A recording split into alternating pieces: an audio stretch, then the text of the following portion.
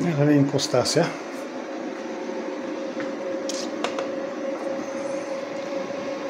Тук е спрял. Смарт електромера. Трябва това да свети жълто, не свети. Значи няма ток. Стабилизатора и той няма.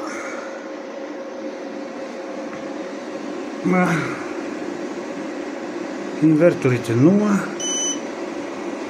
волта. Но тук 0 волта. Няма да видим навън какво става. Аз съм пуснал 2 климатика.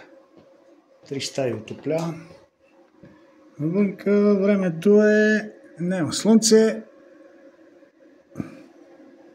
Мрачно. Сигурно ще почне да вали след малко.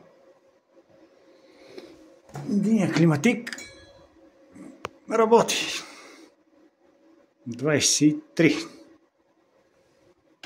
Ток няма от енергото. Я да видим другия климатик. Другия. И той работи. Той работи на 22 това, защото е по-мощен и съм го намалил 1 градус. Я да видим сега какво става. Тия от енергото може и цял ден да ме пуснат ток. Още няма. Обаче батериите се зареждат. Ето. На мрачно време батериите се зареждат.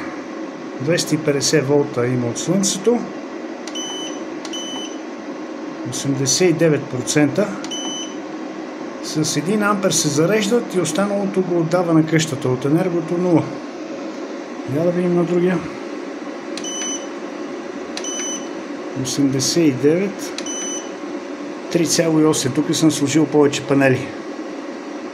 3,8. 6,1. При това положение на нямане на ток и мрачно време, ето така се държи тази система. И работи.